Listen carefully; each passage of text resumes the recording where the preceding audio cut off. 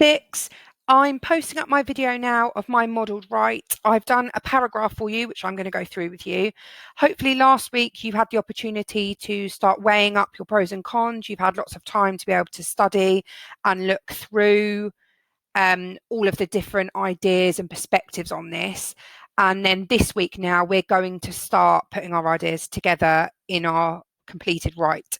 So today is actually your introduction lesson, but I've put this video up with some prompts for the introduction, and then I'm going to talk a little bit about my paragraph 1, so it gives you a bit of inspiration for tomorrow. You can come back to this tomorrow and have another look if you want to, but I thought I'd have it up here as a guide for you.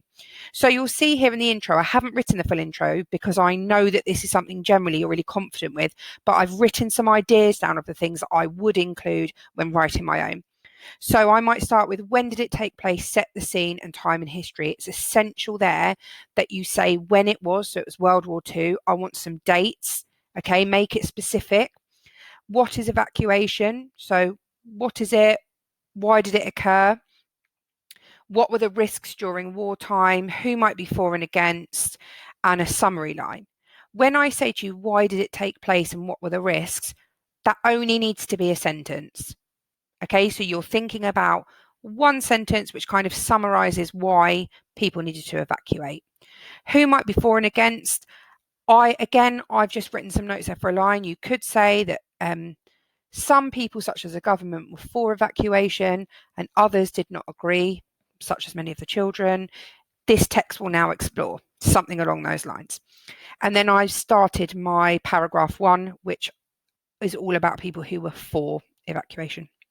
So due to considerable risks the war presented to families, many people would argue that evacuation was the most sensible option for children. With bombs being dropped on London by the enemy regularly, the lives of local people were in significant danger, and therefore the British government encouraged parents to send their children to the countryside, a place of safety. The government evacuation scheme of 1938, chaired by John Anderson, and the Ministry of Health, urged parents, particularly mothers, to send them out of London through their use of propaganda posters and leaflets.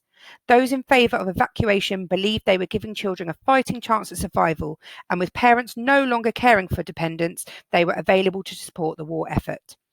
Although families were separated during this time, which was distressed, so I need to change that to distressing consequence of the war, many parents believed that they were doing the right thing by their children and therefore fulfilling their duties to their kin and the country. Now, this part here is going to be the first line of my second paragraph. Despite this, many of the evacuated children found the events deeply unsettling. This is going to lead me into my cons paragraph, which is all about the negative side of evacuation and why it might not have been the right decision to make. I might even do a paragraph on how children felt, and then do another one about how the people who were receiving the children or the countryside felt.